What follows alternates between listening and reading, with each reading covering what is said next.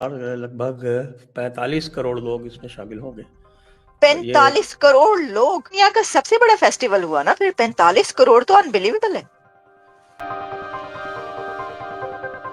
तो एक फेस्टिवल ऐसा है इंडिया का जिसके ऊपर पाकिस्तान का बच्चा बच्चा जानता है, बल्कि दुनिया भर में उसकी बात की जाती है। वैसे तो इंडिया के बहुत सारे फेस्टिवल ऐसे हैं सर, लेकिन एक आ रहा है फेस्टिवल, अब करीब है, प्रयागराज। और वैसे उसको आम लफ्जों में कुंभ का मेला कहा जाता है। अच्छा, जहां इसकी हम थोड़ी सी हिस्ट्री जानना चाहेंगे, क्योंकि सब बात तो करते हैं कि एक बहुत बड़ा मेला होता है इंडिया में। हिस्ट्री का किसी को नहीं मालूम, इसकी क्या सिग्निफिकेंस है, क्या वजह है। थोड़ा हमें ये भी इलेबोरेट कीजिएगा। और ये बताइएगा कि मैं समझती थी कि लाखों लोग, लेकिन पता ये चला कि करोड़ों लोग इसके अंदर सर शामिल हो रहे हैं। हाँ जी, करोड़ों लोग शामिल हो रहे हैं इस बार। लगभग 45 करोड़ लोग इसमें शामिल होंगे। और ये 45 करोड़ लोग। 45 करोड़, ये 2 महीने से कुछ कम ये चलेगा। तो over oh my those goodness. 2 months, I think 57-58 days का है टोटल इसका। यानी 13 जनवरी से शुरू हो जाएगा और 7 मार्च तक चलेगा।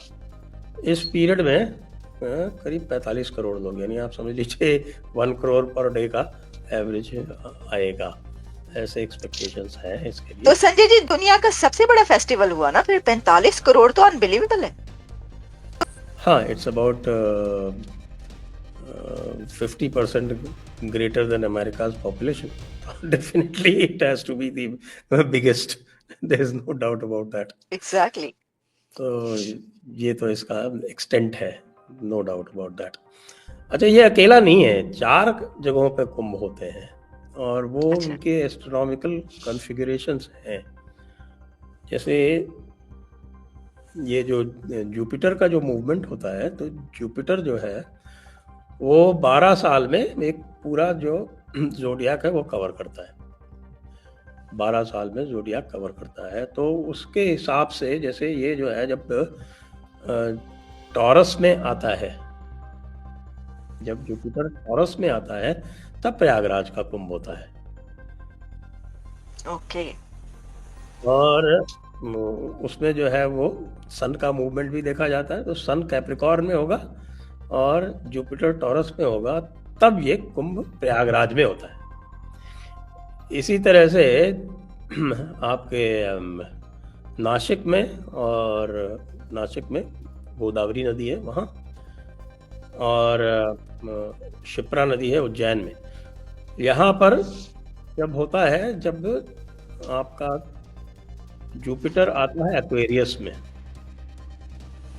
जुपिटर आता है जब एक्वेरियस में, तब तो होता है पहले नासिक में, और जब जुपिटर निकलता है तब होता है उज्जैन में। वो 1 साल का उसमें फर्क होता अच्छा।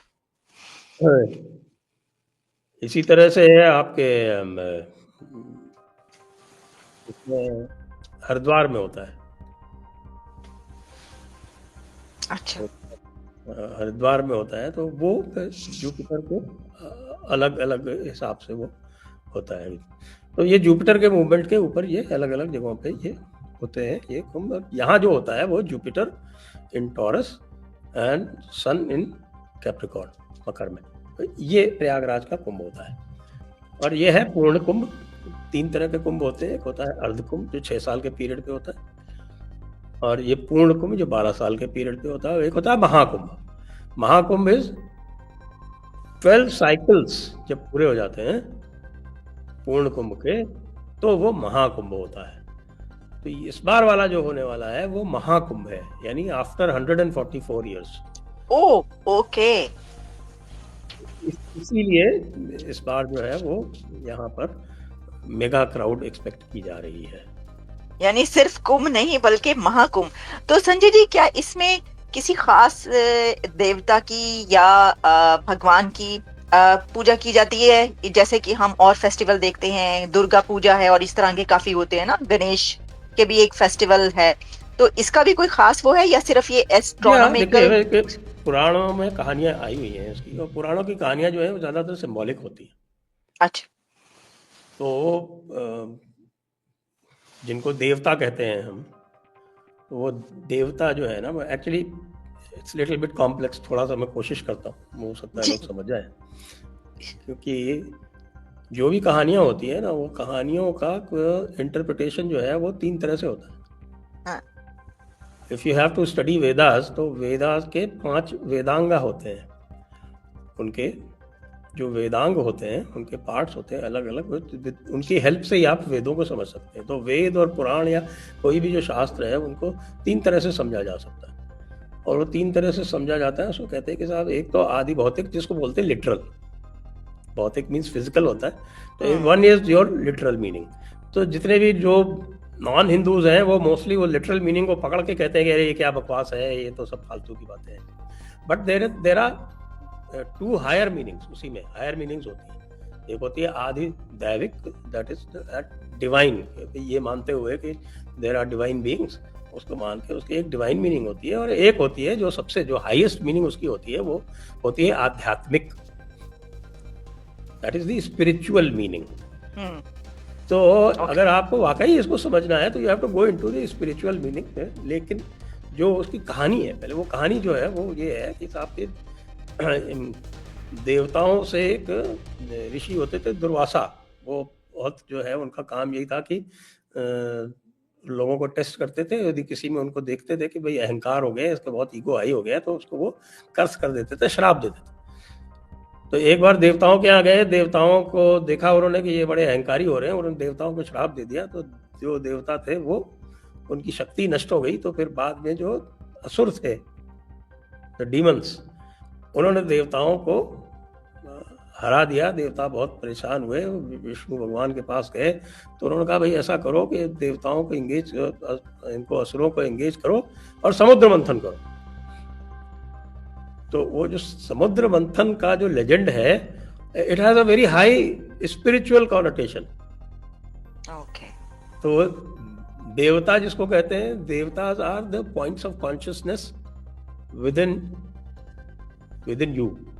आई डू एग्री, एग्जैक्टली ऐसे जो पॉइंट्स ऑफ कॉन्शियसनेस हैं जो, और there are then the negativities within you, वो असुर हैं। फिर वो देवताओं और असुरों के बीच में एक समुद्र मंथन होता है।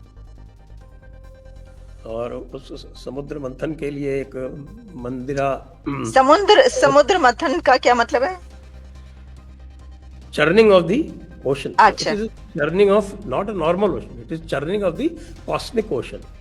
ओके। वो है churning of the cosmic ocean होती है। तो वो जो churning of the cosmic ocean से 14 रत्न निकलते हैं, जेम्स एंड ज्वेल्स।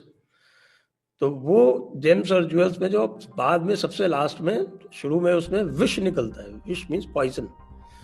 वो पॉइजन जो है तो यूनिवर्स को डिस्ट्रॉय कर देता है। उसको शंकर जी ने अपने कंठ में, अपने नेक में उसको धारण कर लिया। तभी that is why he is called Neelkanth, क्योंकि उससे उनका जो कंठ था वो नीला हो गया। So he saved the creation by keeping that poison within his throat.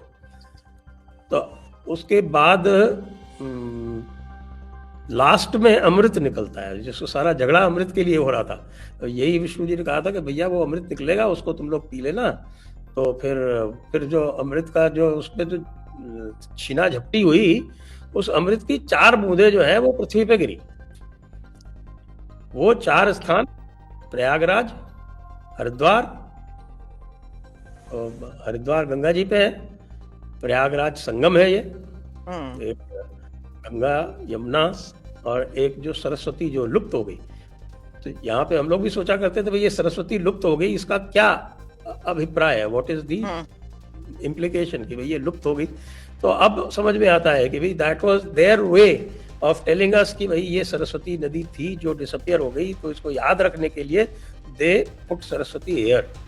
अब जाके जो सारे रिसर्चेस हुए उससे पता चला कि yes, there indeed was a Saraswati river which disappeared in the sands of desert. Exactly. और संजय जी, इसको तो अब इसलिए भी हम जैसे लोग भी इसलिए नहीं झुटला सकते कि वो जो कृष्णा का एक संकन सिटी, जो अंडर वाटर सिटी भी दरियाफ्त हुआ है, डिस्कवर हुआ है, एग्जैक्टली द्वारका। तो वो तो मतलब साइंस की रूह से उन्होंने वो बताया और उसकी डिस्कवरी हो